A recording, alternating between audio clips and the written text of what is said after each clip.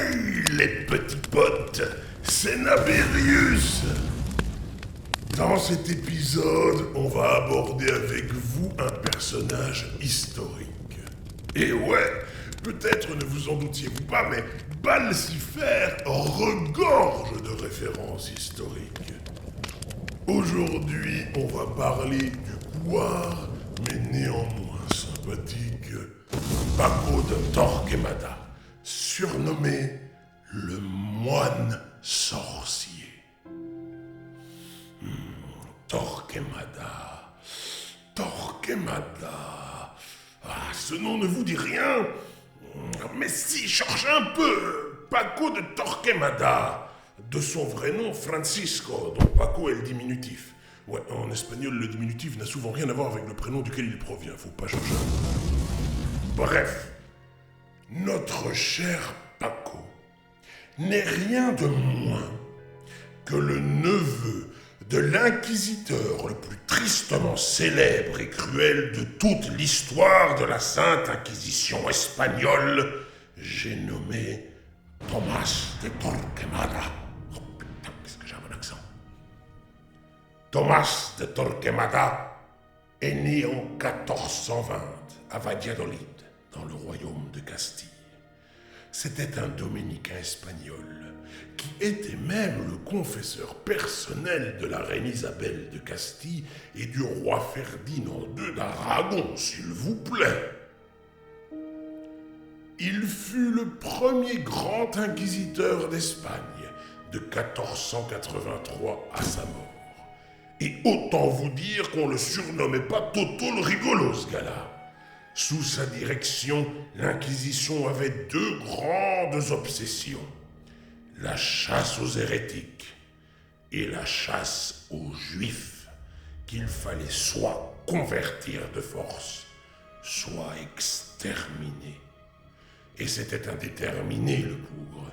En 18 années, il a personnellement condamné 9000 juifs à être brûlés vifs et en a même fait déterrer 7000 pour que l'on brûle leurs cadavres qu'il considérait impurs.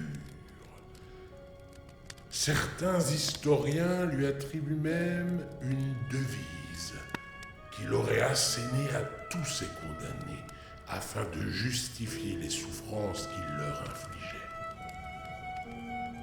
El fuego purifica l'alma, ce qui signifie littéralement le feu purifie l'âme.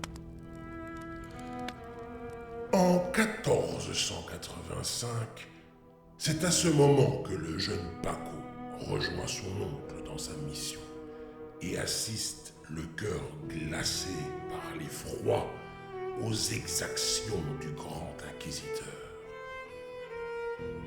Ce dernier, se déplaçant toujours accompagné d'une garde bien armée, inspirait à cette époque la crainte jusqu'au tréfonds de toutes les âmes d'Espagne et de l'Europe entière.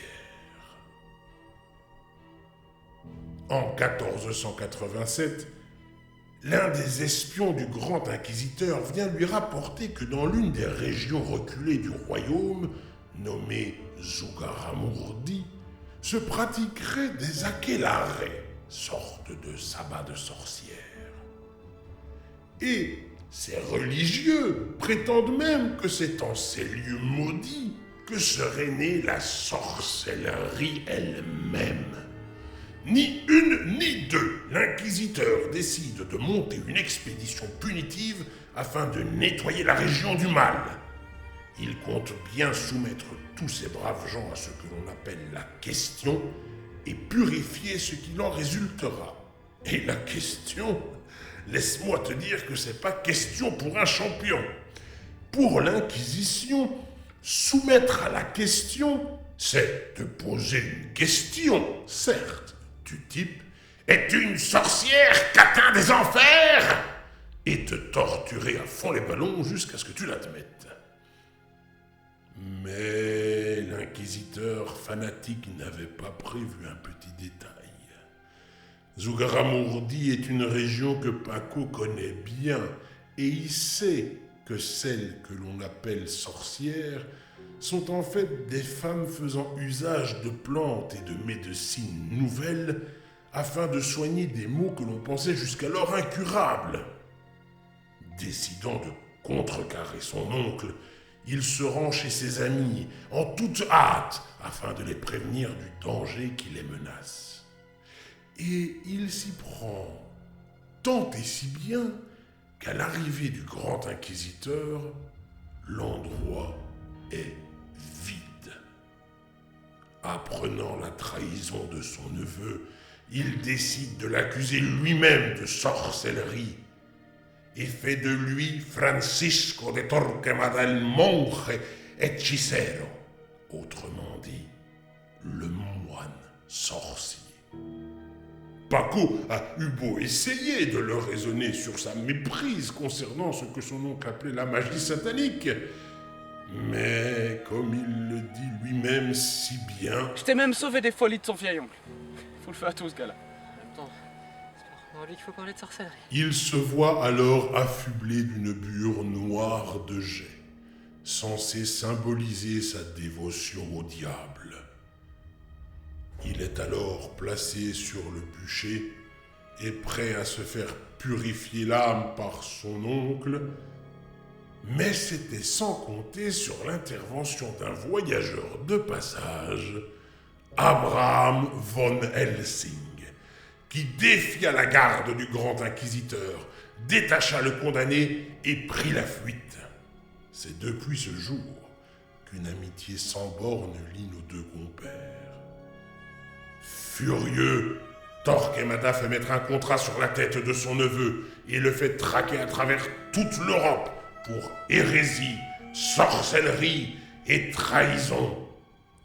Ce dernier ne doit son salut qu'à son arrivée sur les terres de Transylvanie, région d'Europe sous la gouvernance religieuse du bienveillant cardinal progressiste Donatien, farouchement opposé d'ailleurs à l'inquisiteur général et à ses méthodes barbares.